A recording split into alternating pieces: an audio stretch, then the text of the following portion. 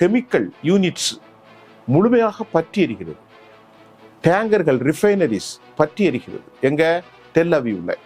அதே போல அதாமா அப்படிங்கிற ஒரு கம்பெனி, அது சைனீஸ் இன்வெஸ்ட்மெண்ட். அது என்னன்னு கேட்டீங்கன்னா, அது பெஸ்டிசைட் ஃபெர்டிலைசர், அது அடித்து துவம்சம் செய்யப்பட்டு விட்டது. இப்பொழுது இவர்கள் என்ன சொல்கிறார்கள் என்றால், கண்ணுக்கு கண் பல்லுக்கு பல், பாபிலோனிய ஹாமுராபியின் சட்டத்திட்டம். எங்கள் தலைவர்களை நீங்கள் யாரையெல்லாம் கொலை செய்தீர்களோ அதற்கு பகரமாக இன்றைக்கு ஒரு பெரிய லிஸ்ட்டை நான் இப்போ கொஞ்சம் முன்னாடி சொன்னேன். அந்த லிஸ்ட்ல அமெரிக்காவுடைய கம்பெனிகள் எல்லாவற்றையும் அடிப்பதற்காக மைக்ரோசாஃப்ட்வேர், நிவிடா, ஐபிஎம், எக்ஸெட்ரா எக்ஸெட்ரா, டெஸ்லா, எல்லா கம்பெனிகள், ஒரு 8-10 கம்பெனி தாக்கப்பட போகிறது.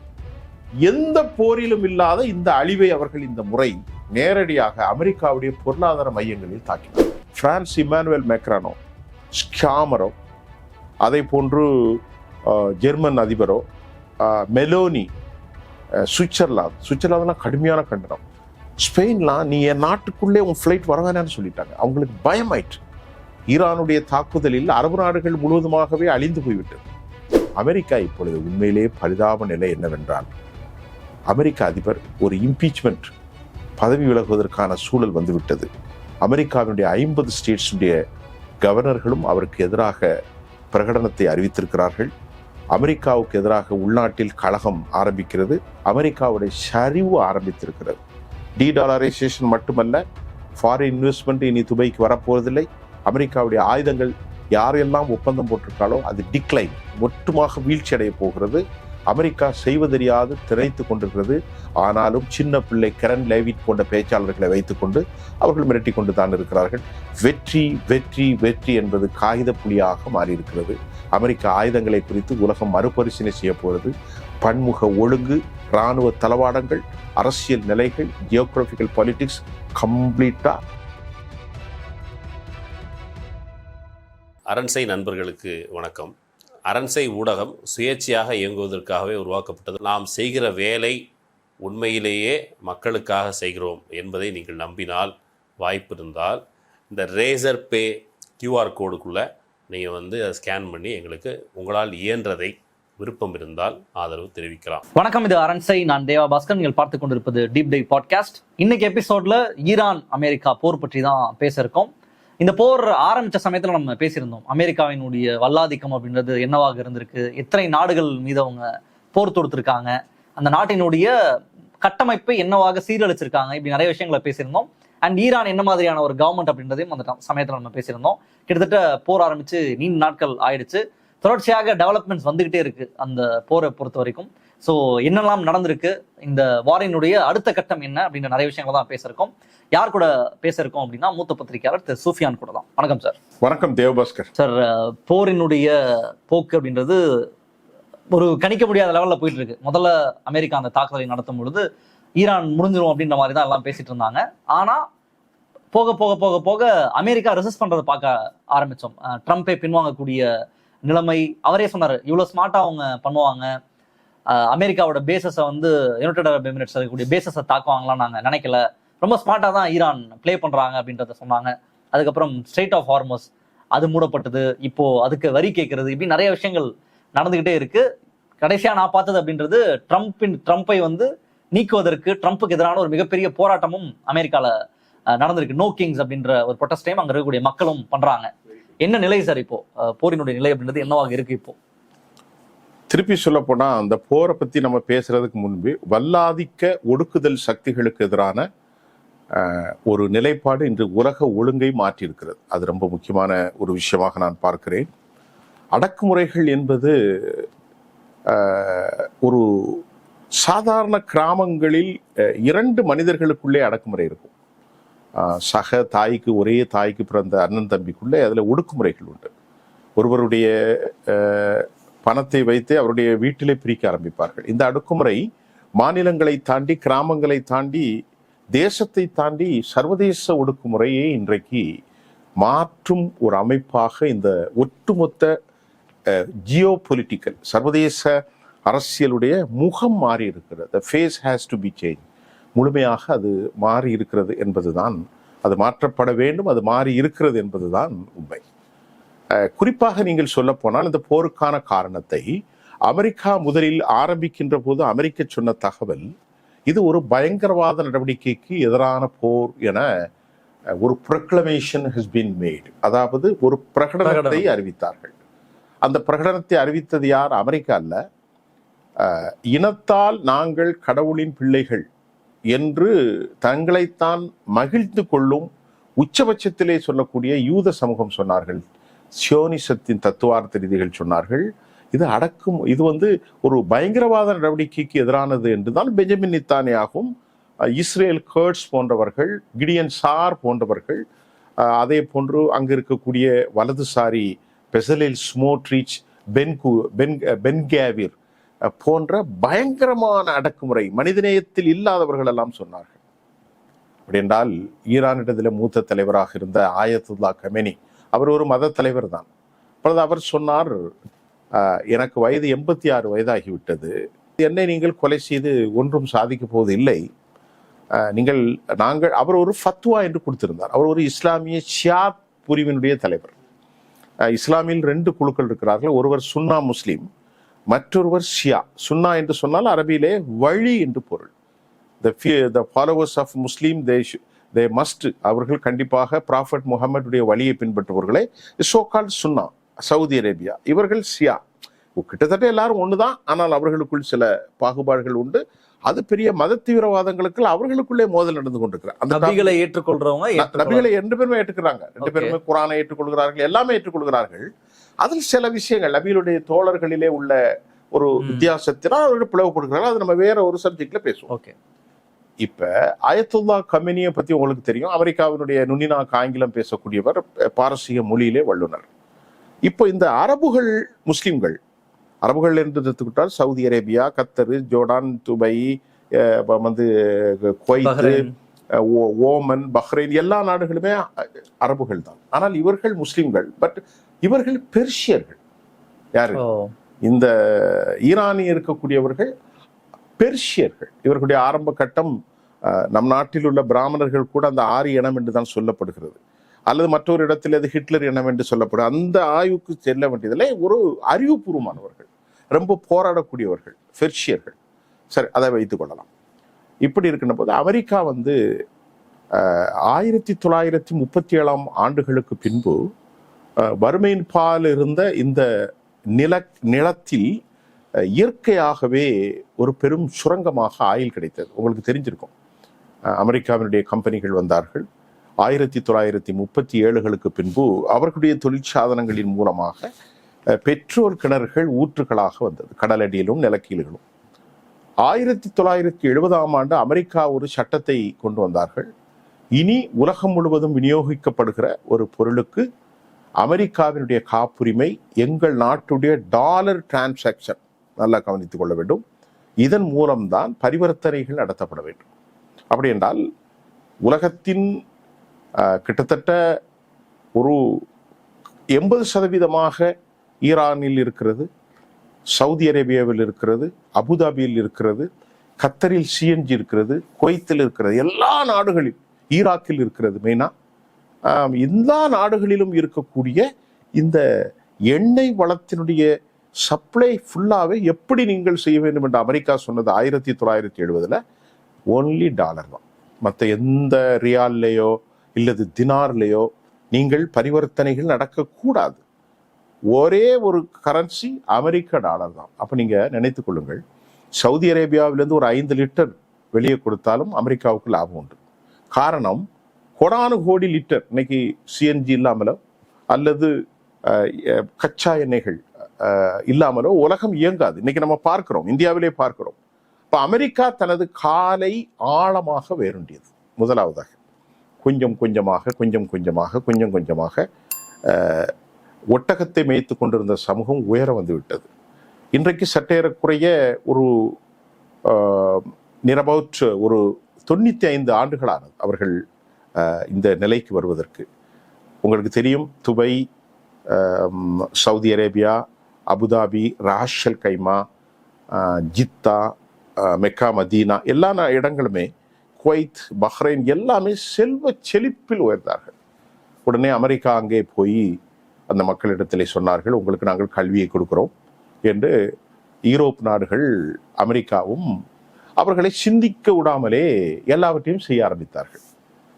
வெளிநாடுகளில் சென்று அரபுகள் படிக்க ஆரம்பித்தார்கள். மிகச்சிறந்த கல்வியாளர்களாகவும் மாறினார்கள். அது அவர்களுக்கு கிடைத்தது. அமெரிக்காவுடைய யூனிவர்சிட்டிஸ் அங்கெல்லாம் வந்துச்சு. அமெரிக்காவுடைய கார்ப்பரேட் இன்வெஸ்ட்மெண்ட் அங்கே பெரிய அளவில் இருந்துச்சு. எக்ஸிஸ்டிங் கிரைஸ், நிறைய பிரச்சனைகள் இருந்தது. ஆகவே அமெரிக்காவை அவர்கள் ஏன் வைத்தார்? முதலில் சவுதி அரேபியாவை எடுத்துக்கொள்வோம். நிலப்பரப்பில் ஒரு பெரிய தேசம், அது சுன்னா முஸ்லீம்களை கொண்டிருக்கிறது, ஒரு புனித தலங்கள் உண்டு. அது ஒரு மன்னராட்சி. அங்கே இஸ்லாமிய நடைமுறையில் மன்னராட்சிக்கு இடமில்லை. அது ஒரு டெமோக்ரஸி மட்டும்தான் இருக்க வேண்டும். மக்களால் தேர்ந்தெடுக்கப்படுகிற மக்களின் ஆட்சி மட்டும்தான் இருக்க வேண்டும். ப்ராஃபட் முகமது அவருடைய காலத்தில் அவர் மரணித்து போன பிறகு அவருடைய தோழர் அபூபக்கர் மக்களால் தேர்ந்தெடுக்கப்பட்டார். அதற்கு பின்பு அவருடைய தோழர் உமர் என்பவர் மக்களால் தேர்ந்தெடுக்கப்பட்டார். இஸ்லாமிய கலீஃபத், இஸ்லாம் காலிஃபா என்று சொல்வது கலீஃபத்துல். அதற்கு பிறகு மூன்றாவது உஸ்மான், அது நபிகள் நாயகத்தின் மருமகன், அவரும் மக்களால் தேர்ந்தெடுக்கப்பட்டார். நான்காவது அலி இப்னு அபு தாரிஃப், அவரும் அந்த ஆட்சியாளர்களாக தேர்ந்தெடுக்கப்பட்டார்கள். அதற்கு பிறகு சில குழப்பம் வந்தது. இந்த கடைசி மன்னருக்கு பின்புதான் ஈரான் என்கின்ற ஒரு சமூகம் சியா சமூகமாக மாறியது. அந்த அலி என்கின்ற ஒரு ஆட்சியாளருக்கு பின்பு மாறியது. இது வேறு வரலாறு. சரி, இதை நான் உங்களுக்கு தொடுக்கமாக சொல்கிறேன். இந்த சூழ்நிலையில் சவுதி அரேபியா, துபை, கத்தர், ஜோர்டான் எல்லா நாடுகளிலும் அமெரிக்கா பெரும் கட்டமைப்புகளை உருவாக்கினார்கள், கல்விகளை கொடுத்தினார்கள். அந்த நாட்டில் 10 லட்சம் மக்கள். மற்ற நாடுகள்ல அந்த பேஸை வச்சு அமெரிக்கா ஏன் ஈரான்ல அப்போல இருந்து ஏன் வைக்கல? ஈரானில் அப்பொழுது இருந்தது. 1979 வரைக்கும் ஈரானில் அமெரிக்கா தான் இருந்தது. மன்னர் ஷா என்று ஒருத்தர் இருந்தார். அவர் முழுமையான அமெரிக்காவுடைய ஆதரவாளர், முழுமையான ஆன்டி இஸ்லாம். அவர் ஒரு டைப்ல உள்ளவர். அவர் அந்த காலகட்டத்தில் 1979 சவுதி அரேபியாவும் ஏனைய அரபுகளும் அமெரிக்கா ஆட்கொண்டது மட்டுமல்ல, அந்த நாட்டினுடைய கட்டமைப்பு, அந்த நாட்டுடைய மருத்துவம், அந்த நாட்டுடைய டிஃபென்ஸ் காரிடார், அந்த நாட்டுடைய யூனிவர்சிட்டிஸ் கட்டமைப்பு எல்லாமே அமெரிக்கா கையில் போயிட்டு. அப்படி என்றால் நீங்கள் சிந்தித்து பாருங்கள், இன்றைக்கு அமெரிக்காவுடைய இந்த செல்வ செழிப்புக்கு காரணம் மத்திய கிழக்கு தான். ஆகவேதான் அமெரிக்க அதிபர் கடந்த 2025ஆம் ஆண்டு ஜனவரி 19ஆம் தேதி அவர் ஆட்சிக்கு வருகிறார். சில வாரங்கள் அல்ல, சில நாட்களிலே அவர் சுற்றுப்பயணம் மேற்கொள்கிறார். அவர் எங்க போனார்? யூரோப்பிய யூனியனுக்கு போகல, நேட்டோ நாடுகளுக்கு போகல. அவர் போனது சவுதி அரேபியா, அவர் போனது துபையை தலையிடமாக கொண்டாக யுனைடெட் அரபு எமிரேட்ஸ், அமீரகம். அவர் போனது அப்துல் ரஹ்மான் அல் தானியினுடைய ஆட்சி நடக்கக்கூடிய கத்தரிலே அவருக்கு பரிசு கொடுத்தது 1 கிலோ மாம்பழம் அல்ல, 4000 கோடி பெருமானம் உள்ள ஒரு விமானத்தை கொடுத்து விட்டார்கள். அந்த அளவுக்கு செழிப்பு. இங்கே 2-3 நாடுகளில் எவ்வளவு பணத்தை அவர்கள் இன்வெஸ்ட்மெண்டா பெற்றார்கள் என்றால் 300 லட்சம் கோடிக்கு மேல், நியர் அபவுட் 3 trillion plus. அப்ப எந்த அளவுக்கு அவர்கிட்ட பணம் இருக்கிறது. அதற்கு பிறகு ஒரு 13 லட்சம் கோடி ரூபாய்க்கு ஆயுதங்களை, அமெரிக்காவுடைய F-Series விமானங்களை சப்ளை செய்தார்கள். ஸோ இப்படி போய்கொண்டிருந்த நேரத்தில் இது ஒரு பக்கம். அப்போ உங்களுக்கு புரிகின்றது, இந்த அரபு நாடுகளை ஃபுல்லாக அமெரிக்காவுடைய டாமினேஷன், அமெரிக்காவுடைய கட்டமைப்பு, அமெரிக்காவுடைய டாலர் பரிவர்த்தனை வந்துவிட்டது. 1979 பெர்ஷியன் லேண்ட்ஸ் சொல்லக்கூடிய ஈரான், இந்த ஈரான்ல இஸ்லாமிக் புரட்சி ஒன்று இருக்கு, ரெவல்யூஷனரி கார்டு. இப்போ நீங்க எல்லாரும் சொல்றாங்க இல்லையா, IRGC, Islamic revolutionary card and cops. இவர்கள் ஒரு புரட்சி அமைப்பாக இன்றைக்கு இறந்து போன சையத் அலி காமினி, அவருடைய மகன் Mujithaba Gamini, now he's hit, அவர் மறைவாக இருக்கிறார். அதற்கு முன்புதான் கொமைனி, அவர்தான் மூத்த தலைவர். அவர் ஒரு புரட்சியாளராக இஸ்லாமிக் நாடாக அங்கே சொல்கிறார்கள். இஸ்லாமிய ஷரியத் சட்டம் அங்கே நடைமுறைப்படுத்தப்படுகிறது. அமெரிக்காவினுடைய ஷா மன்னர் அங்கிருந்து விரட்டப்பட்டார். அவர் அதற்கு பிறகு அவருடைய மகன் ரிசால் பஹ்லவி, இப்பொழுது தெரியும், அவர் அமெரிக்காவிலே தனித்துவமாக இருக்கிறார். அதிலிருந்து கிட்டத்தட்ட 79, இது 40 வருஷத்திற்கு மேல் ஆகிவிட்டது நினைக்கின்றேன். அப்படித்தானே, 47 வருஷம், 47 ஆண்டுகளாக அமெரிக்கா அன்று கொடுத்த பழைய விமானங்கள் மட்டும்தான் இப்பொழுது அவர்களுக்கு இருக்கிறது. பயங்கரமான தடைகளை செய்தார்கள். என்ன காரணம்? இஸ்லாம் ஆட்சி இருக்கக்கூடாது. அவர் சொன்னார்கள், அமெரிக்காவினுடைய டாமினேஷன் எங்களுக்கு தேவையில்லை, நாங்கள் தனித்துவமாக இயங்குகிறோம். அங்க இருக்கிற ஆயில் வந்து டாலர்லயா இல்ல அல்ல, இதுவரைக்கும் டாலர்ல அவங்க பண்ண மறுத்து விட்டார்கள். டாலரில் பண்ணவில்லை. அமெரிக்கா எதிர்ப்புன்றதுல அப்போதுல இருந்தே அமெரிக்காவுக்கு அவர்கள் எதிராக மாறிவிட்டார்கள். அமெரிக்கா டாலரில் செய்வதற்கு என்ன, அங்கிருந்து ஆயிலை விற்கக்கூடாது என்று தடை போட்டு விட்டார்கள். அமெரிக்கா சர்வதேச தடைகளை யாருக்கு விதித்தார்கள்? ஈரானுக்கு விதித்து விட்டார்கள். 79, 89, 99, 2009, 19 கிட்டத்தட்ட ஒரு 47 வருஷமா அவர்கள் ஆயிலை விற்க முடியாது. International monetary fund IMF ஓடையோ IF ஓடையோ அல்லது IBM எதோடும் அவர்கள் டைப் கிடையாது. நேட்டோ நாடுகளும் இன்றைக்கு வால் பிடித்துக் கொண்டிருக்கக்கூடிய யூரோப்பிய யூனியனும் அவர்களை வெறுத்து விட்டார்கள். அரபுகளும் அவர்களோடு பெரிய நட்பு கிடையாது. அமெரிக்காவும் நட்பு கிடையாது. யாரிடத்திலும் அவர்கள் நட்பு கிடையாது. நட்பு என்றால் அவர்கள் சந்தைப்படுத்த முடியாது, பொதுவெளியில் உற்பத்தி செய்த பொருட்களை அவர்களால் பண்ண முடியாது, GDP growth பண்ண முடியாது. இவ்வளவு பெரிய ஹடில்ஸ் புட்டப், ஒரு பெரிய அப்டக்கிள், ஒரு பெரிய தடை, அதை மூவ் பண்ண முடியாது அவங்களால. அந்த நாட்டுடைய கரன்சி ரொம்ப கீழே போயிட்டு. உதாரணத்துக்கு சொன்னால் அந்த நாட்டுடைய கரன்சிக்கு $1 வாங்கணும் என்றால் ஒரு 16 லட்சம் ரியால் தினாரை கொடுக்க வேண்டும். ரியாலா தினார், அந்த நாட்டில் இருக்கக்கூடிய பணத்திற்கு 16 லட்சம் கொடுத்தால்தான் $1 கிடைக்கும். நம்ம நாட்டில் எவ்வளவு கொடுக்குறோம்? இன்னைக்கு இந்திய சமூகம் இன்னைக்கு பார்க்கிறோம், பிரதமர் நரேந்திர மோடி அவர்கள் வருகின்ற போது, நான் வந்தால் இந்தியாவினுடைய கரன்சி, இந்தியாவே அமெரிக்க டாலர்களுக்கு எதிராக 55 ரூபாய் 60 ரூபாய்க்கு மேலே போக மாட்டோம் என்று ஜம்ப பேசினார். 2013 டியூரிங் அப்போ அவருடைய ஆட்சி இல்லை. அவர் வந்து குஜராத்தினுடைய முதலமைச்சராக இருக்கும்போது சொன்னார். அன்னைக்கு காங்கிரஸ் கட்சி நடந்தது. மாண்டேன் சிங் அலுவாலியா இங்கே இருந்தார், அதே போன்று மன்மோகன் சிங் இருந்தார், சிதம்பரம் இருந்தார். இன்றைக்கு காலை இப்பொழுது நான் வருகின்ற போது 95 ரூபாய். இப்ப நீங்கள் நினைத்து பாருங்கள், இந்திய பொருளாதாரம் எந்த அளவுக்கு கீழே போயிட்டு. 55 எங்க இருக்கு, 95 எங்க இருக்கு. இது இந்தியாவுடைய பொருளாதாரம். நாம் இப்பொழுது ஈரானுக்கு வரும். அப்படிப்பட்ட சூழ்நிலையில் இந்த 47 ஆண்டுகளாக ஈரான் தன்னை தகவமைத்துக் கொண்டார்கள், கொஞ்சம் கொஞ்சமாக. அப்போதுதான் கொமெனி ஒரு முடிவெடுத்தார், இனி நாம் நம்மை சார்ந்து மட்டுமே இயங்க வேண்டும், நாம் எந்த காலத்திலும் அயலகத்திற்கு கை ஏந்தக்கூடாது, தனித்துவமாக இந்த அமெரிக்கா இன்னைக்கு இராணுவ வல்லாதிக்கமாக மாறி இருக்கிற நேரத்தில் நாமும் மாற வேண்டும் என்று அவர்களில் பாடுகள் தான் இன்றைக்கு அவர்களை அமெரிக்காவை தோற்கடித்திருக்கிறார்கள் என்றுதான் சொல்ல முடியும். அதுக்கு மேல் நீங்கள் கேட்கிற கேள்விக்கு பதில், அமெரிக்கா தோற்கடிக்கப்பட்டு விட்டது, முழுமையாக அமெரிக்கா தோற்கடித்து விட்டது. எந்த அடிப்படையில் அமெரிக்கா தோற்கடிக்கப்பட்டுச்சு அப்படின்னு சொல்றீங்க? உதாரணத்துக்கு நீங்கள் சொல்ல வேண்டும் என்றால், அமெரிக்கா முதலில் ரெஜிம் சேஞ்ச் என்கின்ற வார்த்தையை பயன்படுத்தினார்கள், அதாவது ஆட்சி மாற்றம். அதற்கு பின்பு அமெரிக்கா ஹெர்முஸை கைப்பற்றுவேன் என்று சொன்னார்கள். இந்த ரெண்டுமே எல்லோருக்கும் தெரியும். ரெஜிம் சேஞ்ச் என்று சொன்னால், ஆயத்துல்லா கமேனி அவர் மரணிக்கிற முன்பு அங்கே ஒரு போராட்டம் நடந்தது. அந்த போராட்டத்தை அமெரிக்காவும் இஸ்ரேலும் தூண்டிவிட்டார்கள். அவர்களே ஒப்புக்கொள்கிறார்கள், நாங்கள் தான் அதை தூண்டிவிட்டோம். மக்கள் போராடினார்கள். ஒரு 15,000த்திற்கும் மேற்பட்ட மக்கள் படுகொலை செய்யப்பட்டதாக சொல்கிறார்கள். அதாவது உளவாளிகளை பிடித்து தூக்கிலிட்டார்கள். எங்கே? ஈரான்ல. காட்டி கொடுத்தால் தூக்கில் தான் போடுவார்கள் அல்லது சிறை வைப்பார்கள். அது மனிதநேயமா இல்லையா என்பது அது ஒரு டாபிக். அது அவர்களுக்கு உள்ளே நாம் பேசிக்கொள்ளக்கூடிய ஒரு பிரச்சனை. இப்பொழுது அமெரிக்கா என்ன செஞ்சது? ஸ்டார்லிங் என்று சொல்லக்கூடிய ஒரு தனி நெட்வொர்க், அந்த நெட்வொர்க்கை எல்லோருக்கும் கொடுத்து அங்கு நடக்கக்கூடிய செயல்பாடுகளை முழுவதும் படம் பிடித்து அந்த செய்திகளை அமெரிக்காவுக்கு அவர்கள் அனுப்பி கொண்டே இருந்தார்கள். உடனடியாக ஏராளமான ஸ்டார்லிங் பல லட்சக்கணக்கில் ஆயிரக்கணக்கில் செய்தார்கள்.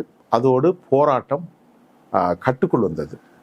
அந்த போராட்டத்தை முன்னின்று நடத்தியவர் பலர் கைது செய்யப்படுவதற்கும் பலர் தண்டனை கொடுப்பதற்கும் டிஃபென்ஸ் செக்ரட்டரியாக இருந்த அலி லாரிஜானி, அவர் தான் ஒரு பெரிய பிரைன். அவர் வந்து ரொம்ப க்ளோஸ் அசோசியேட் வித் யாரோடனா ஆயத்துல்லா கமேனியோடு நெருக்கமானவர். அவர் ரொம்ப நெருக்கமானவர். ஆகவே இப்பொழுது அவரை கொலை செய்து விட்டார்கள். இந்த ஒரு சூழ்நிலையில் அமெரிக்காவோடு பேச்சுவார்த்தை போய்கொண்டிருந்தது. இப்போ எக்ஸ்டர்னல் அஃபேர்ஸ் மினிஸ்டராக இருக்கக்கூடிய சையத் அலி காமினிக்கு நெருக்கமாக இருக்கக்கூடிய அப்பாஸ் அராக்சி பேச்சுவார்த்தை நடத்தினார்கள். ஓமன் மத்தியாசத்தில் நடந்தது, ஓமனில் நடந்தது, அப்புறம் வியன்னாவில் நடந்தது, சுவிட்சர்லாந்தில். ஆக இப்படி நடந்து கொண்டிருக்கிற போது திடீரென அமெரிக்கா சொன்னது, 3 முறையும் பேச்சுவார்த்தை முடிந்த நிலையில் 4வது பேச்சை மார்ச் 2ஆம் தேதி, இன்றைக்கு ஏப்ரல் 1, போன மாதம் மார்ச் 2ஆம் தேதி நம் கடைசி பேச்சுவார்த்தை வரலாம் என்று ஒரு காலக்கெடுவை அமெரிக்கா நியமித்திருந்தது. அப்போ எக்ஸ்டர்னல் அஃபேர்ஸ் மினிஸ்டரான அப்பாஸ் அராக்சி சொன்னார், ஒரு positive things to be appear, ஒரு நல்ல ஒரு சமிக்சைகள் காணப்படுகின்றது, ஒரு பேச்சுவார்த்தையில் ஒரு நல்ல இணக்கம் ஏற்படக்கூடிய வாய்ப்பு இருக்கிறது என்று அவர்கள் எதிர்பார்த்திருந்த நேரத்தில் பிப்ரவரி 28ஆம் தேதி காலை 7:30 மணி உள்ளூர் நேரத்தில் அவர்களை படுகொலை செய்ய 280க்கும் மேற்பட்ட அமெரிக்காவினுடைய F-Series ஃப்ளைட்ஸ் அது இங்கிருந்து புறப்பட்டு போய் 48 பேர் இன்க்ளூடிங் அமெரிக்கா, அதாவது ஆயத்துல்லா கமேனி வயதான 87, அவருடைய பிள்ளை, அவருடைய மகள், வயிற்று பிள்ளை, மருமகன், குடும்பத்தினர் எல்லாரும் கொத்து கொத்தாக கொல்லப்பட்டு விட்டார். இந்த போர் அப்போதான் ஆரம்பிச்சது. அதற்கு பிறகு ஈரானியர்கள் ஒரு கடுமையான போர் வெறிக்கு போய்விட்டார்கள். இனி நாங்கள் வாழ்ந்தால் என்ன, இனி நாங்கள் இறந்தால் என்ன என்று நிலவுக்கு அமெரிக்கா அவர்களை கொண்டு சென்றது. அப்போ பிப்ரவரி 28ஆம் தேதி ஆரம்பித்தது. இன்றைக்கு எத்தனை நாள் ஆச்சு? பிப்ரவரி, மார்ச் 28, 29, 30, 31, 33 நாள்களை கடந்து விட்டது. ஒரு மாதமும் 3 நாட்களும் கடந்து இன்னைக்கு ஏப்ரல் 1. அமெரிக்கா 3 நாட்களோடு நாங்கள் போரை முடித்து விடலாம், அல்லது மேக்சிமம் 5 நாடுகளே என்று சொல்லி கொண்டிருந்தார்கள். வழக்கமா வெனிசுலால போய் அந்த அதிபரை தூக்கிட்டு வந்த மாதிரி இதை முடிச்சிடலாம்னு அமெரிக்கா நினைச்சிருக்காங்க. அது ஃபெயிலியர் ஆயிடுச்சுன்றதை எடுத்துக்கலாமா? ரொம்ப முக்கியமான சரியான கேள்வி. வெனிசுலா அதிபர் நிக்கோலஸ் மதுரா, அது ஒரு கான்ஸ்டியூஷன் கிடையாது, ஒரு சாவரின் தேசத்துல உள்ள இறங்கி எலக்ட்ரானிக்ஸ் வார்ஃபேர் சிஸ்டத்தின் மூலமாக மின்காந்த அலைகளின் மூலம் அவர்களை இரத்தம் கக்க வைத்து உள்ளே இறங்கி கிட்னாப் செய்தது, கடத்தியது. அப்படி என்றால் என்ன செய்தி அமெரிக்கா சொல்கிறது? டொனால்ட் ட்ரம்ப் சொல்கிறார், நாங்கள் உலகத்திற்கு எதை வேணாலும் செய்வோம், எங்களை யாரும் தடுப்பதற்கு இயலாது என்று. அவருடைய பேச்சு என்ன, அவருடைய உடல் மொழி என்ன? அப்போதே சொன்னார்கள், வெனிசுலா வேறு, ஈரான், தெஹ்ரான் வேறு, கவனமாக இருக்க வேண்டும் மிஸ்டர் அப்படின்னு சொன்னாங்க. அதனால அதெல்லாம் ஒன்றும் இல்லை. அவர் பேசுறது எப்படின்னா, நம்ம இந்த லோக்கல்ல பேசுற மாதிரியே பேசுவார். அவர் திடீர்னு என்னடா நினைச்சிட்டு இருக்க, கொத்த வாரியா அப்படிலாம் பேசுவார் அவர். நேற்று கூட சவுதி அரேபியாவை பற்றி ஒரு அசிங்கமான வார்த்தை சொல்லிவிட்டார். அதனால் இதில் பதிவு செய்ய முடியாது. பின் சல்மானை பற்றி ஒரு அசிங்கமான வார்த்தை, நம்ம ஊரில் பேசுவாங்கல்ல, ஏதாவது கோவப்பட்ட ஒருத்தர், அந்த மாதிரி ஒரு வார்த்தை. பிப்ரவரி 28ஆம் தேதி போர் தொடங்கிவிட்டது. போர் தொடங்கியவுடன் எல்லா மீடியாவும் இன்க்ளூடிங் பிபிசி, ஏபிசி, ஏபிசி, அமெரிக்காவிலிருந்து வரக்கூடிய New York times, Axios, Al Jazeera எல்லாமே அமெரிக்கா கப்பல்கள் வருகிறது. அமெரிக்கா இப்போ இதுவரைக்கும் மிரட்டிட்டு இருந்தது என்னன்னா, அமெரிக்காவுடைய F-Series, அதை நான் உங்களுக்கு சொல்லித்தான் ஆக வேண்டும். F-15 அமெரிக்காவை உலகத்தை அச்சு கொடுத்தது, F-16, F-18 hornet, F-22 ரெப்டார், F-35 stealth விமானம், B-1, B-2, B-3, GBU-57 பங்கர் பஸ்டர், இதையெல்லாம் பயங்கரமாக காட்டினாங்க. ஆனால் உண்மையிலே அமெரிக்க தொழில்நுட்பத்திலே நான் குறைத்து மதிப்பிடுவனாக இல்லை. அப்படி குறைத்து மதிப்பிட்டால் எனக்கு இந்த சர்வதேச அரசியல் பேசுவதற்கு நான் எலிஜிபிள் இல்லை. அந்த அளவுக்கு ஆரோக்கியமானது. ஒவ்வொரு விமானங்களும் கிட்டத்தட்ட அதனுடைய விலை மட்டும் 270 மில்லியன், 700 மில்லியன். இந்த விமானங்கள் குண்டுகளை போட ஆரம்பித்தார்கள், பயங்கரமான குண்டுகள். இதுவரை 13,000 - 18,000 நிலைகளை தாக்கியிருக்கிறார்கள். யாருங்க? ஈரான்ல. அதுக்கப்புறம் அவங்க என்ன செஞ்சாங்கிறத நம்ம 2வது பேசுவோம்.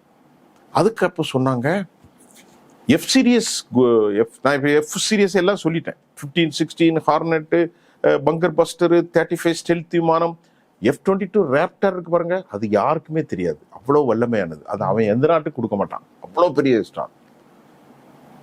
திடீர்னு பார்த்தா ஆப்ரஹாம் லிங்கன் அங்கிருந்து வந்தது. ஆப்ரஹாம் லிங்கனில் 5000 பேர் இருக்கிறார்கள். உலகத்தினுடைய மிதக்கும் நகரம். பல ஆண்டுகளுக்கு, 90 ஆண்டுகளுக்கு அணு ஆயுதங்களினாவே பற்றி எறிந்து கொண்டு அது இயங்கி கொண்டிருக்கக்கூடிய ஒரு கப்பல். அதுல 90க்கும் மேற்பட்ட விமானங்களை நிறுத்த முடியும். அதுல எலக்ட்ரானிக்ஸ் வார்ஃபேர் சிஸ்டம் இருக்கிறது, ஏர் டிஃபென்ஸ் சிஸ்டம் இருக்கிறது, அதே போன்று ரெடார் சிஸ்டம் இருக்கிறது, இன்னும் எல்லாமே இருக்கிறது. அமெரிக்காவினுடைய டொமஹாக் எல்லாமே இருக்கிறது.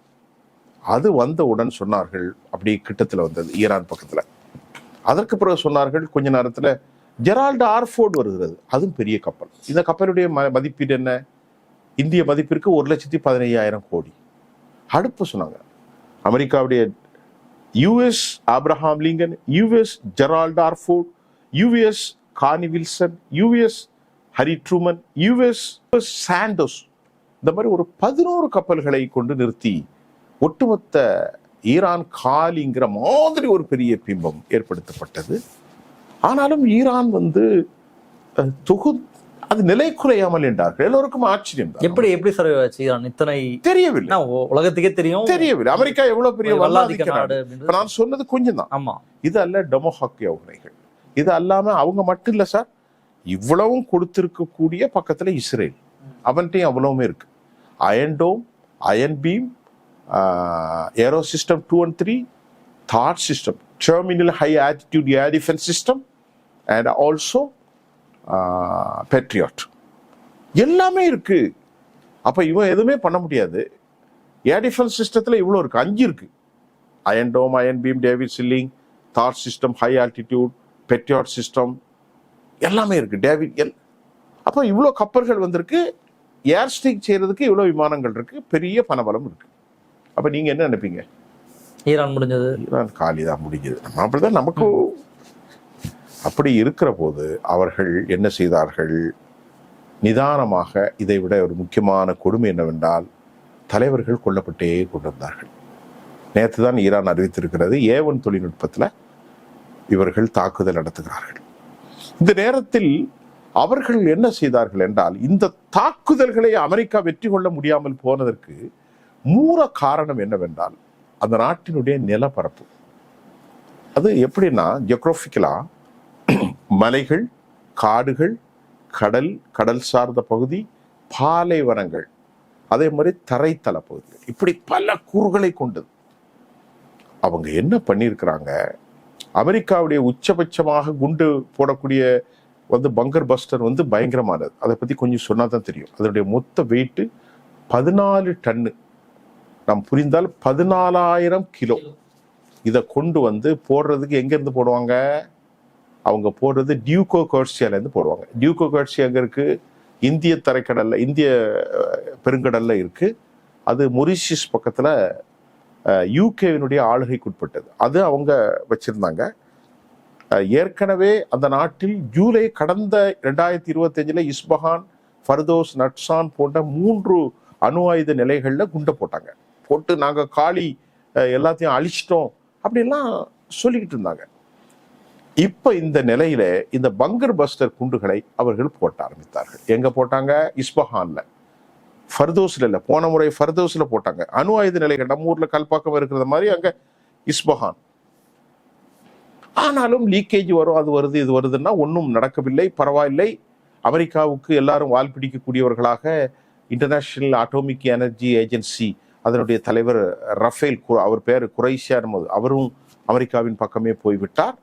இவர்கள் குண்டுகளை போட ஆரம்பித்தார்கள். அவர்கள் முதலாக ஏவுகணையை தாக்க ஆரம்பித்து விட்டார்கள்.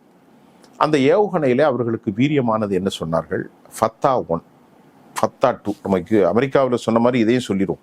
ஃபத்தா 1, ஃபத்தா 2, ஷஹாப் 1, ஷஹாப் 2, கொர்ரம் சோர் 1, 2, 3, 4, கைபர் ஷகான், சிஜில், கதர், கஹர், இப்படி ஏராளமான இமாமத், அப்புறம் இன்னும் நிறைய பேர், ஷஃபி, ஏராளமான விமானங்களை நியூ அப்டேட்ஸோட அவர்கள் அதை உருவாக்கி எல்லாமே ஹைப்பர்சோனிக்காக வைத்திருந்தார்கள்.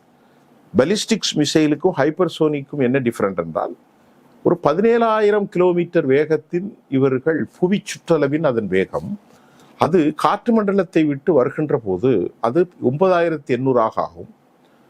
அமெரிக்காவினுடைய மட்டுமல்லாமல் உலகத்திற்கு காட்டி இதனால் ஒரு எறும்பு கூட உள்ளே நுழைய முடியாது என்று சொன்னார்கள். இன்வின்சிபிள் ஃபோர்ஸ் ஆங்கிலத்திலே சொன்னவென்றால், யாராலும் வெற்றி கொள்ள முடியாத சர்வதேச சக்தியாக அடையாளப்படுத்திய இஸ்ரேல் முழுமையாக தாக்குதலுக்கு உள்ளானது.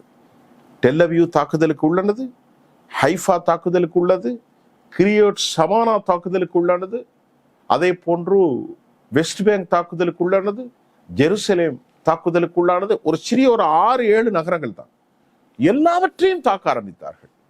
தாக்க ஆரம்பித்தால் முழுமையாக ஏர் டிஃபென்ஸ் சிஸ்டம் என்று சொல்லி வான்பரப்பில் தடுத்து கொண்டிருந்த இந்த வான்பரப்பு தடுப்பு சாதனங்கள் எல்லாமே செயலிழந்து போய்விட்டது இன்று காலை வரை. இன்றைக்கு நான் அமர்ந்து உங்களிடத்தில் பேசுகின்றன. நான் ஆரம்பத்திலிருந்து சொல்கிறேன். அப்படி என்றால் இவர்கள் என்ன செய்வது என்று அமெரிக்கா யோசித்தார்கள். இது ஒரே நாள் கதை இல்லை, நான் சொல்வது 30 நாள் கதை. இன்று காலைக்கு வந்து விட்டேன். 30 நாள் தினமும் என்ன தாக்குவேன் என்று சொல்லவில்லை, அதையெல்லாம் சேர்த்து இன்று காலை வரைக்கும். அப்படி என்றால் நேற்று தாக்குதல் நடத்துகின்ற போது ஒரே குறியில் 200 அமெரிக்க வீரர்கள் கொல்லப்பட்டு விட்டார்கள் யுனைடெட் அரபு எமிரேட்ஸில். அதே போன்று டெல்லவியூவில் பயங்கரமான தாக்குதல். டெல்லவியூவிலிருந்து மக்கள் டிஸ்பிளேஸ்டு, வெளியே ஓடுவதற்கு முயற்சிக்கிறார்கள். நாட்டுக்குள்ள ஒரு dissent voice among the society, சமூகங்களுக்கிடையே கருத்து மாறுபாடு. இஸ்ரேல் கிட்டத்தட்ட ஒரு படுமோசமான நிலைக்கு தள்ளப்பட்டிருக்கிறது. அது மட்டுமல்லாமல் இஸ்ரேலையும் அந்த டிசென்ட் வந்துருச்சா? அமெரிக்கால வெளிப்படையா பேசுறதே பார்க்க முடியுது. மீண்டும் ஒரு வியட்நாம் போர் மாதிரி அமெரிக்காவுக்கு இது ஆயிடுச்சு அப்படின்ற குரல் எல்லாம் வலுக்கிறத பார்க்க முடியுது. இஸ்ரேலையும் அந்த நிலைமை இருக்கா? எது மாதிரி டிசென்ட் வர்றது தேவையில்லாத ஒரு வேலை இல்ல. மக்கள் வந்துட்டாங்களே, வீதிக்கு வந்துட்டாங்களே. the people came out the hub, வெளியே வந்துட்டாங்க. வெளியே போறது இந்த அக்ரஷன்ஸுக்கு அவங்களுடைய வாய்ஸ் எங்களால தாங்க முடியல. அது நாட்டில் சின்ஸ் இட் வாஸ் ஸ்டார்டட் 2023 அக்டோபரில் ஹமாஸ் தாக்குதலுக்கு பிறகு அவர்கள் போரில் தான் இருக்கிறாங்க. இஸ்ரேலுடைய இராணுவ தலைவர், ஐடிஎஃப் தலைவர் என்ன சொன்னார்? அவர் பேர் என்னது? இஸ்ரேல் ஜமீர். அவர் 2 போர்ட்போலியோ இருக்கு. வார் சம்பந்தமாக அமைச்சரவையில பேசுகின்ற போது நாம் ரொம்ப பலம் இழந்திருக்கிறோம், நம்முடைய ஏர் டிஃபென்ஸ் சிஸ்டம் செயலிழந்து விட்டது, நமக்கு ஒரு 20,000 பேர் ஆள் தேவை இருக்கிறது, மெர்கோவா வெர்ஷன் டேங்கர்ஸ் நமக்கு இல்லை, ஆர்பிஜி ராக்கெட் ப்ரொஃபைல்டு கன் இல்லை, ரொம்ப பிரச்சனையா இருக்கு அப்படிங்கிறது அவர் open statement has been made. அதுக்கப்புறம் நாங்கள் பல முனைகளிலும் போரில் இருக்கிறோம். காசாவில் போரில் இருக்கிறோம், லெபனானில் போரில் இருக்கிறோம், ஈரானில் போரில் இருக்கிறோம், இன்னும் த்ரெட்டன்ஸ் இருக்கு. இதெல்லாம் நம்ம எப்படி எதிர்கொள்வது என்று அவர் சொன்ன பிறகு தற்போது வரைக்கும் இஸ்ரேலுடைய இராணுவ தலைமை, இஸ்ரேல் கர்ட்ஸ், பெஞ்சமின் நித்தானியாகு எல்லாருமே மௌனமாக இருக்கிறார்கள் என்ற செய்தியை ஜசீரா மட்டுமல்ல, உலகத்தில் எல்லா காணொலிகளும், அப்பப்போ ஒவ்வொரு காணொலிகளும் நான் மொத்தத்திலே சொல்லிவிடுகிறேன், செய்தி வருகிறது. அதே போன்று அமெரிக்காவில் கிட்டத்தட்ட நீங்க பேசும்போது சொன்னீங்க நோக்கிங், அதுக்கான அர்த்தம் என்ன? இங்கே யாரும் மன்னர் அல்ல, இது ஒரு டெமோக்ராட்ஸ், ஒரு டெமோக்ரஸியை based on structure, the constitution, அப்படிதான் நாங்கள் கொண்டு வந்திருக்கிறோம் என்று மக்கள் வந்தார்கள். அந்த மக்கள் இந்த போரிலே இவர்கள் இழந்து கொண்டிருப்பதை பிறகு இதுவரை எனது கணிப்பு சரியாக இருந்திருந்தால் 25 லட்சம் கோடி ரூபாய் காலி செய்திருக்கிறார்கள் அமெரிக்கா மட்டும். முதல் 11 நாட்களில் 11,294 ஏவுகணைகளை, தடுப்பான்களை மட்டும் அவர்கள் பயன்படுத்தியிருக்கிறார்கள். நல்ல கவனித்துக் கொள்ளுங்கள். ஈரானுடைய வெற்றி எப்படி அமைந்ததென்றால், ஈரான் $35,000, வெறும் $35,000 அவர்கள் ஏவுகிற இந்த பலிஸ்டிக்கை இவர்கள் தடுக்க வேண்டும் என்றால் 30 கோடி ரூபாய் செலவழிக்கிறது. ஒரு ஏவுகணைகளால் தடுக்க முடியாது, 4 ஏவுகணைகள் மில்லியன் கணக்கில் ஆகும். ஈரான் பல ராஜதந்திர யுக்தியை அவர்கள் பயன்படுத்தினார்கள். எப்படி பயன்படுத்தினார்கள் என்று கேட்டால், அவர்கள் பொய்யான ஏவுகணை அல்லாத சாதாரணமான பொய் ஏவுகணைகளை அனுப்புவார்கள். அது பொய்யாக இருந்தாலும் சரி, உண்மையாக இருந்தாலும் சரி, இங்கிருந்து ஏவுகணை தடுப்பான்கள் இருக்கிறது அப்ப அதுல அவர்கள் லாஸ் தானே. அப்படி லாஸ் ஆனது மட்டும் 26 பில்லியன். எப்பொழுது? முதல் 11 நாள். இப்பொழுது ஒரு மாசத்தில் 100 பில்லியனை தாண்டி விட்டது. ஏவுகணை தடுப்பான்கள் மட்டும் 100 பில்லியனை தாண்டி விட்டது. அப்படி என்றால் அவர்களுக்கு மற்ற செலவுகள் எவ்வளவு வந்திருக்கும்? சரி, இதை விட்டுவிடுங்கள். அடுத்து அவர்கள் ஓப்பனாவே இந்த ஏர் டிஃபென்ஸ் சிஸ்டம் எதுவுமே அமெரிக்காவில் இருக்கக்கூடிய தாடும் சரி, நீங்கள் பாருங்கள், நேற்றைக்கு கெமிக்கல் யூனிட்ஸ் முழுமையாக பற்றி எரிகிறது. டேங்கர்கள், ரிஃபைனரிஸ் பற்றி எரிகிறது. எங்க? டெல்லவியூவில். அதே போல அதாமா அப்படிங்கிற ஒரு கம்பெனி, அது சைனீஸ் இன்வெஸ்ட்மெண்ட். அது என்னன்னு கேட்டீங்கன்னா, அது பெஸ்டிசைட் ஃபெர்டிலைசர், அது அடித்து துவம்சம் செய்யப்பட்டு விட்டது. இப்பொழுது இவர்கள் என்ன சொல்கிறார்கள் என்றால், கண்ணுக்கு கண், பல்லுக்கு பல், பாபிலோனிய ஹாம்ராவின் சட்டத்திட்டம். எங்கள் தலைவர்களை நீங்கள் யாரையெல்லாம் கொலை செய்தீர்களோ அதற்கு பகரமாக இன்றைக்கு ஒரு பெரிய லிஸ்ட்டை நான் இப்போ கொஞ்சம் முன்னாடி சொன்னேன். அந்த லிஸ்ட்ல அமெரிக்காவுடைய கம்பெனிகள் எல்லாவற்றையும் அடிப்பதற்காக மைக்ரோசாஃப்ட்வேர், நிவிடா, ஐபிஎம், எக்ஸெட்ரா, டெஸ்லா, எல்லா கம்பெனிகளும் ஒரு 8-10 கம்பெனி தாக்கப்பட போகிறது. எந்த போரிலும் இல்லாத இந்த அழிவை அவர்கள் இந்த முறை நேரடியாக அமெரிக்காவுடைய பொருளாதார மையங்களில் தாக்கினார்கள். ஸ்ட்ரெயிட் ஆஃப் ஹார்மோஸ் மூடுறது அப்படின்றது ரொம்ப ஒரு ஸ்ட்ராட்டஜிக்கான ஒரு மூவ். அது தாக்குதல்லாம் நம்ம பேசுறோம், ஒரு பக்கம் தாக்குதல் நடக்கிறது, பொருளாதார ரீதியாக ஸ்ட்ரெயிட் ஆஃப் ஹார்மோஸ் மூணுது வெளிப்படையாக நம்ம சாப்பிட்ற சாப்பாடு அளவுக்கு வந்துருச்சு. நம்ம டிராவல் பண்ணும் பொழுது கேஸ் தட்டுப்பாடு அப்படின்றது ஒரு மிகப்பெரிய பிரச்சனை ஆயிடுச்சு. இதை யோசிக்கவே இல்லையோ அமெரிக்காவோ இஸ்ரேலோ? அமெரிக்கா எந்த யோசனையும் போடல சார். அவங்க ஒரு ஆதிக்க சக்தி, இவனை என்ன பண்ணலாம் ஏதாவது அவன் சொல்லிக்கிட்டே இருந்தாரு. யாரு அவர்கிட்ட முறைப்படியான ஒரு ஏர்ஸ்டேக் சிஸ்டம் இல்லை. யாரு இவர் முறைப்படியான மெரிடைம் பவுண்டரி, அதாவது கடலாதிக்கத்திற்குள் இருக்கக்கூடிய அந்த அந்த கடல் கப்பற்படைகள் இல்லை. நாங்களெல்லாம் அப்படி இல்லை, எங்களுடைய சக்திக்கு அப்படியே அவர் சொல்லிட்டு இருந்தார். அவர் ட்ரூத் சோசியல் தளத்தில் அப்படியே தான் எழுதிக்கிட்டே இருப்பார். மிஸ்டர் பிரசிடென்ட் ஆஃப் யுஎஸ் அவர் அப்படி தான் சொல்லிக்கிட்டு இருப்பார். ஆனால் நேற்று இந்த ஹெர்மூஸை பற்றி நீங்கள் கேட்டீங்களே, இந்த ஹெர்மூஸ் மொத்தம் 41 கிலோமீட்டர், அதில் சாலோ வாட்டர் ஒரு 33 கிலோமீட்டர், ஆழம் ரொம்ப குறைவு, 8 கிலோமீட்டர் ஆழம் கூடியது. பெரிய கப்பல்கள் இப்போ 3200 கப்பல்கள் சிக்கப்பட்டு கொண்டிருக்கிறது ஹெர்மூஸ்ல. இப்பொழுது நீங்கள் பாருங்கள், இந்த ஹெர்மூஸை அடித்து கூப்பிட்டாங்க. யார? யூரோப்பியன்ஸ்ல எல்லாரும் வாங்கடான்னு. இப்போ அவங்க சொன்னாங்க இன்னைக்கு காலையில் ட்ரூத் சோசியல் தளத்தில், அதை நான் இப்போ சொல்லலை, இப்போ தானே சொல்ல போகிறேன். அப்போ அவங்க சொன்னாங்க பிரான்ஸ் இமானுவேல் மேக்ரானோ, ஸ்காமரோ, அதை போன்று ஜெர்மன் அதிபரோ, மெலோனி, சுவிட்சர்லாந்துலாம் கடுமையான கண்டனம். ஸ்பெயின்லாம் நீ என் நாட்டுக்குள்ளே உன் ஃப்ளைட் வர வேணான்னு சொல்லிட்டாங்க. அவங்களுக்கு பயமாயிற்று. ஈரானுடைய தாக்குதலில் அரபு நாடுகள் முழுவதுமாகவே அழிந்து போய்விட்டது. இந்தியாவில் ஹாலிவுட்டு கோலிவுட்டு எல்லாருமே ஆண்கள் பெண்கள் ஜல்சா போடுவது, ஏராளமாக மதுக்களை பிரிந்து கொள்வது, ரியல் எஸ்டேட் பிஸ்னஸ் நடப்பது, சினிமா கலாச்சாரம் எல்லாமே துபை தான். துபையில் ஒரு சொட்டு எண்ணெய் கூட கிடையாது. அப்போ நீங்கள் அங்கே என்ன இருக்குன்னு கேட்கலாம்ல. எண்ணெய் இல்லைன்னா என்னப்பா இருக்குங்க? அங்கே என்ன இருக்கு என்றால், அங்கே முழுக்க ரியல் எஸ்டேட் பிஸ்னஸ் முழுமையாக ஒரு ஃபினான்ஷியல் ஹப்பு, இதுதான் அங்கே. அப்புறம் ஒரு கேளிக்கை விடுதிகள், எல்லா பிஸ்னஸ் டீலிங்கும் கோடிக்கணக்கில் அங்கே தான் நடக்கும். இங்கேருந்து புறப்பட்டு துபாய்க்கு போயிடுவாங்க, டக்குனுக்கு போய் சென்னையில தான் நிறைய பேர் அங்கே போவாங்க. இப்படிப்பட்ட நிலையில் ஹெர்மூஸ் லாக் ஆயிட்டு. ஹெர்மூஸ் எவ்வளோன்னா, ஈரானுடைய ஹெர்மூஸின் மூலமாக நாள் ஒன்றுக்கு 2 கோடிக்கு மேற்பட்ட பேரல்கள் போகிறது. அப்படி என்றால் உலகத்தில் கிட்டத்தட்ட 25% ஹெர்மூஸில் தான் போகணும். அமெரிக்க அதிபர் என்ன சொன்னார்? நான் உங்களுக்கு எல்லாம் சரி செய்து விடுவேன், நீங்கள் போங்கள், என் கடைப்படையில் அழைத்திடுவோன்னு சொன்னார். கடைசியில் அமெரிக்காவுக்கு ஆலோசனைகள் சொல்லப்பட்டது. ஹெர்மூஸில் போனால் எலும்பு கூட மிஞ்சாது. அடுத்து சொன்னார் கர்கில் இறங்க போறேன். கர்குனா என்ன தீவு? அது 5000 ஏக்கர்ஸ் கொண்ட கர்கு தீவு இருக்கு. 3 தீவுகள் இருக்கு. எங்க? அங்க இந்த கர்கில் தான் 90% ஆயில் வளம் இருக்கிறது. யாருக்கு? ஈரானுக்கு பெரும் செல்வத்தை கொடுப்பதே கர்கு தான். அங்கிருந்து எடுக்கப்படுவதில் பெரும்பாலும் சீனாவுக்கு செல்கிறது. சீனா எப்படி இவர்களுக்கு உதவி செய்கிறார்கள் என்பதை சொல்லித்தான் ஆக வேண்டும். சீனாவும் ரஷ்யாவும் நேரடியாக கேட்கிறார்கள் பத்திரிகையாளர்கள். அதற்கு ரஷ்யா சொல்லுகிறது, ஆம், நாங்கள் அவர்களுக்கு துல்லியமாக சேட்டலைட் பிக்சர் மூலம் ரஷ்யா தான் அந்த இடத்தை சொல்லிக் கொடுப்பது மிக தெளிவாக. நாங்கள் எங்களுக்குள் மசூஸ் பெசஸ்கியானுக்கும் புட்டினுக்கும் இடையிலே ஒரு 20 ஆண்டுகள் ஒப்பந்தம் இருக்கிறது. நாங்கள் அவர்களுக்கு சொல்லித்தான் கொடுக்க வேண்டும். ஆகவே நீங்கள் உக்ரைனில் எங்களை எப்படி பழிவாங்கினீர்கள், அதுக்கு நாங்கள் அதை ஓப்பனாக சொல்லிட்டாங்க. துல்லியமாக இந்த இடத்துல அமெரிக்கர் இருக்கிறார், இந்த இடத்துல இத்தனை பேர் இருக்கிறது என்று சேட்டலைட் பிக்சர் மீதம் புட்டின் அரசு ரொம்ப தெளிவாக சொல்லி கொடுத்தாங்க. அவருக்கு ஓப்பனா அதை ஒப்புக்கொண்டுட்டாங்க. Without any hesitation, reluctance. நாங்கள் தான் சொல்லிக் கொடுக்கிறோம். இவர்கள் ஆயுதம் சொந்தமாக செய்து அதை வைத்து தாக்கினார்கள்.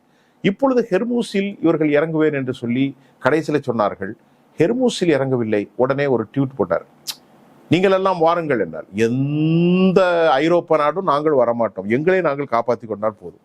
போர் நடக்கும்போது ஈரானை பழிவாங்கி ஆக வேண்டும் என்று சொல்ற பிரான்ஸ், இத்தாலி, ஜெர்மனி எல்லா நாடுகளும் வாயை பொத்தி விட்டார்கள். ஐயோ, நாங்கள் எங்களுக்கான போர் இல்லை. நேற்று சொல்லிட்டாரு யூகேனுடைய அதிபர் ஸ்டோமர் சொன்னார் பப்ளிக்ல, நோ நோ நோ நோ, நாங்க எங்களை யாருமே இழுத்து உள்ள தள்ள முடியாது, இந்த போர் எங்களுக்கான போரும் இல்லை அப்படின்னு சொல்லிட்டாரு. எல்லாருமே சொல்லிட்டாங்க.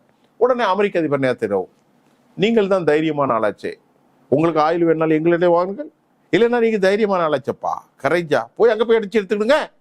நம்ம ஊர்ல பேசுவோம்ல, இதை மாதிரி ஒரு அமெரிக்க அதிபர், நீங்கள் தைரியமான ஆளாச்சே. அப்படியா? அப்படின்னா என்ன அர்த்தம்? அமெரிக்கா இப்பொழுது உண்மையிலே பரிதாப நிலை என்னவென்றால், அமெரிக்க அதிபர் ஒரு இம்பீச்மெண்ட் பதவி விலகுவதற்கான சூழல் வந்துவிட்டது. அமெரிக்காவினுடைய 50 ஸ்டேட்ஸுடைய கவர்னர்களும் அவருக்கு எதிராக பிரகடனத்தை அறிவித்திருக்கிறார்கள். அமெரிக்காவுக்கு எதிராக உள்நாட்டில் கலகம் ஆரம்பிக்கிறது. இந்த நிலையில் அமெரிக்காவுடைய சொந்த வைஸ் பிரசிடென்ட் ஜேடி வான்ஸ் இந்த போரை அவர் கடுமையாக கண்டிக்கிறார். நாம் ஆரம்பிக்கும் முன்னாலே சொன்னோம், அமெரிக்காவுடைய இந்த போர்ட்போலியோ ஆரம்பிக்கும் முன்னாடி 3 பேர் கடும் போக்குவாதிகள்.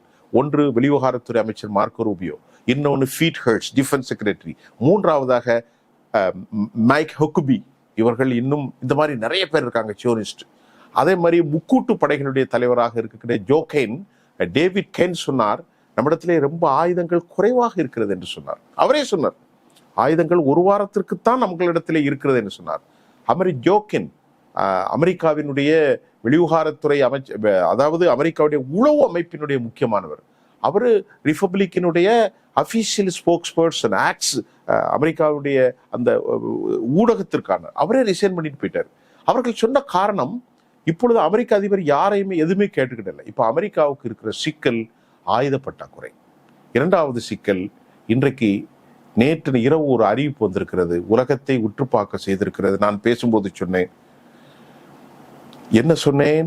உலக ஒழுங்கு மாறப்போகிறது. முகமது பின் சல்மான் சொல்லியிருக்கிறார், இனி நாங்கள் எல்லா ஒப்பந்தங்களையும் கேன்சல் செய்கிறோம். கதை முடிந்து விட்டதா? அமெரிக்காவோடு நான் தான் சொன்னேன், ஒருடைய ஆயுதங்களை கொண்டு நிறுத்தி வைத்திருந்தார்கள். எங்க? சவுதி அரேபியாவில். என்ன ஆயுதங்கள்? 700க்கு மேற்பட்ட பேட்ரியாட் ஜோர்டான்ல கொண்டு நிறுத்தினாங்க. ஏன்னா இஸ்ரேல்ல இருந்து ஈரான்ல இருந்து ஏவப்படுகிறது அப்படியே ஜோர்டான் வழியாக வந்து தான் எங்க வரணும்? இஸ்ரேலுக்கு வரணும். எல்லாமே ஃபெயிலியர் ஆயிட்டு. ஆனால் எக்ஸ்பர்ட் சொல்றாங்க, எந்த ஏர் டிஃபென்ஸ் சிஸ்டமும் பலிஸ்டிக்ஸ் ஹைப்பர்சோனிக்குடைய தாக்குதலை நிலை கொள்ள முடியாது. 1-2 தடுக்கலாம், ஆனால் மீதி முழுவதுமாக அது விழுந்தே வெடித்தே ஆகும் என்று சொன்னார்கள். நேற்றைக்கு மிக தெளிவாக சுல்தான் ஏர்பேஸ்ல அதுக்கு மிக முக்கியமாக அமெரிக்காவுடைய அவாக்ட் விமானங்கள், அது ரெடார் சிஸ்டம் உள்ளது. அது ஒன்றின் மதிப்பு மட்டும் 700 மில்லியன். அதை அடித்து துவம்சம் செய்து விட்டார்கள். எதை வைத்தெல்லாம் இந்த உலகத்தை மிரட்டினீர்கள்? எஃப் சீரியஸ், F-15 காலி, F-16 காலி, F-18 காலி, F-35 ஸ்டெல்த் விமானங்கள் காலி, ஏர் டிஃபென்ஸ் சிஸ்டம் காலி, ரெடார் சிஸ்டத்தை காலி செய்தார்கள். அல் உதீது தளத்தை எங்க? கத்தரில் இருக்கிறது. அதன் மதிப்பு மட்டும் 9,000 கோடி. இப்ப எல்லாமே இழந்து போய்விட்டது. கர்க்கு தீவை பத்தி சொல்ல வந்தேன். கர்க்கு தீவில் இறங்குகிறேன் 2வது ஜம்மு பேசினார். 3,500 பேர். அப்ப அமெரிக்காவுடைய இஸ்ரேலுடைய இது ஈரானுடைய வெளிவிவகாரத்தை சொன்னால், நாங்கள் வி ஹேவ் பீன் வெயிட்டிங், நீங்கள் வாருங்கள் எங்களை விருந்தினராக, ஒரு எலும்பு கூட மிஞ்சாதுனர். அமெரிக்கா யோசிச்சாங்க, கர்க்கிலே இறங்கினால் காலி செய்து விடுவார்கள். அப்ப பக்கத்துல அடுத்த தீவு என்ன இருக்கு? அபு மூசா, அங்கே இறங்கினால் அதை விட காலி. 3வது தீவு என்ன? கெஷிம் தீவு. இந்த கெஷிம் தீவு மலைகளை கொண்டது. அதற்கு அடியாளத்தில் தான் ஏராளமான இதை அவர்கள் புதைத்து வைத்திருக்கிறார்கள். அமெரிக்கா தோத்ததற்கு முக்கியமான காரணத்தை சொல்லி நம்ம நிகழ்ச்சி முடிவுக்கு வந்துடலாம்.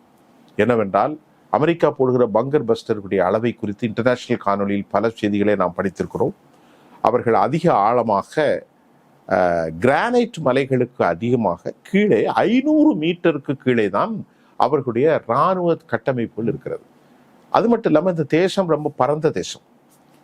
சேட்டலைட் பிக்சர்களின் மூலமாக எந்த மலைகளுக்கு கீழ், எந்த கடல்களுக்கு கீழ் அவர்கள் எதை புதைத்திருக்கிறார்கள் என்பதை அடையாளம் காணவே முடியாது, சாத்தியமும் இல்லை. பங்கர் பஸ்டர் தான் அமெரிக்காவில் இருக்கக்கூடிய உச்சபட்ச ஆயுதம். அது கிரானைட் மலையில் எவ்வளவு தூரம் போகும் என்றால் 5-7 மீட்டர் மட்டுமே ட்ரில் பண்ணக்கூடியது. ஆனால் இவர்கள் எத்தனை அடிக்கு கீழே இருக்கிறார்கள் என்று சொல்கிறார்கள்? 500 அடி அல்ல, 500 மீட்டர்களுக்கு கீழே மலையை குடைந்து பெரிய மிசைல் சிட்டியை வைத்திருக்கிறார்கள். அமெரிக்காவால் தெரிந்து போன பிறகுதான் அசந்து போய்விட்டார்கள். ஐயோ, என்ன செய்வது? இனி எதுவுமே செய்ய முடியாது. 850 டெமோஹாக்கை ஏவி இருக்கிறார்கள். ஒரு டெமோஹாக்கினுடைய மதிப்பு மட்டும் கிட்டத்தட்ட 18 கோடி ரூபாய் இந்திய மதிப்பிற்கு. அதாவது அது மட்டும் 2 மில்லியன். அது 850 முடிந்து விட்டது. ஆண்டுக்கு மட்டும் அவர்கள் 500 தான் செய்கிறார்களாம். எல்லாவற்றையும் இழந்து போய்விட்டார்கள். இப்பொழுது அமெரிக்க அதிபர் என்ன சொல்கிறார்?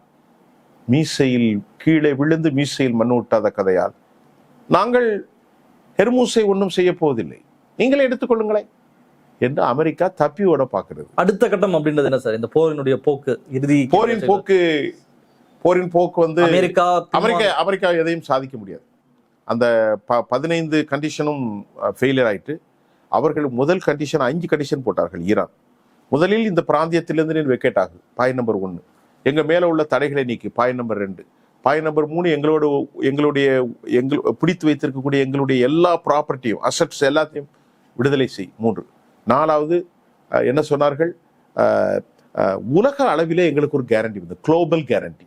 இனி எங்கள் மீது தாக்க மாட்டோம், எங்களின் மீது எந்த பிரச்சனையும் செய்ய மாட்டோம். அணு ஆயுதங்களில் 453 கிலோ ஸ்டாக் இருக்கு, ஸ்டாக் பைல்ஸ் இருக்கு, எல்லாம் நாங்கள் நல்ல பணிகளுக்காக செய்ய போகிறோம், உனக்கு நாங்கள் அடிமை இல்லை. மத்திய கிழக்கு அவ்வளோ பேர் சொல்லிட்டான், எங்களை எதிர்த்து இனி எந்த தலைமை வைத்தா நீ காலி. ஆகவேதான் சவுதி அரேபியா அவசரமாக முகமது பின் சல்மான் சொல்லியிருக்கிறார், உலக ஒழுங்கு அமைப்பு மாறப்போகிறது. அதைவிட முக்கியமான செய்தியை சொல்லி இடுதல் வரப்போகிறேன். யுவான், சீனாவுடைய பணம் டாலரைசேஷன், டாலர் இல்லாத உலகத்தை இன்றைக்கு பரிணாமிக்க இருக்கிறது. சீனாவுடைய டாலருடைய பயன்பாடு இப்பொழுது 2022 20% இருந்தது, இன்றைக்கு காலை 30% மாறியிருக்கிறது. பிரிக்ஸ் நாட்டுடைய பிரிக்ஸ் யூனிட்டுடைய பணம் இந்தியா, சீனா, பிரேசில், அது மட்டும் இல்லாமல் ரஷ்யா மற்றும் சவுத் ஆப்பிரிக்கா, இது இன்னைக்கு மிகப்பெரிய அளவில் பேசப்படுகிறது. அமெரிக்காவுடைய சரிவு ஆரம்பித்திருக்கிறது. டாலரைசேஷன் மட்டுமல்ல, ஃபாரின் இன்வெஸ்ட்மெண்ட் இனி துபாய்க்கு வரப்போவதில்லை. அமெரிக்காவுடைய ஆயுதங்கள் யாரெல்லாம் ஒப்பந்தம் போட்டிருக்காளோ அது டிக்ளைன், ஒட்டுமாக வீழ்ச்சி அடைய போகிறது. அமெரிக்கா செய்வதறியாது திரைத்து கொண்டிருக்கிறது. ஆனாலும் சின்ன பிள்ளை கெரன் லேவிட் போன்ற பேச்சாளர்களை வைத்துக்கொண்டு அவர்கள் மிரட்டி கொண்டு தான் இருக்கிறார்கள். வெற்றி வெற்றி வெற்றி என்பது காகித புலியாக மாறியிருக்கிறது. அமெரிக்க ஆயுதங்களை குறித்து உலகம் மறுபரிசீலனை செய்ய போகிறது. பன்முக ஒழுங்கு, இராணுவ தளவாடங்கள், அரசியல் நிலைகள், ஜியோகிராபிக்கல் பாலிடிக்ஸ் கம்ப்ளீட்டா இனி மாறப்போகிறது என்பதே இன்றைய செய்தியாகும். ரொம்ப நன்றி சார். நிறைய விஷயம் பேசியிருக்கோம். கண்டிப்பாக மக்களுக்கு ரொம்ப பயனுள்ளதாக இருக்கும். தொடக்கத்திலிருந்து ஈரானுடைய வரலாறு தொடங்கி இன்னைக்கு தேதி வரைக்கும் நடந்த எல்லா விஷயங்களையும் பேசியிருக்கீங்க. இன்றைய தினம் இந்த நிகழ்ச்சியில் கலந்து உங்களுடைய கருத்துக்களை பண்ணமைக்கு ரொம்ப ரொம்ப நன்றி சார். நன்றி தேவபாஸ்கர். நிறைய விஷயங்கள் பேசியிருக்கோம். உங்களுடைய கருத்துக்கள் என்ன அப்படின்றத நிச்சயமா கமெண்ட்ல போடுங்க. மற்ற நிகழ்ச்சியில் சந்திப்போம். நன்றி, வணக்கம்.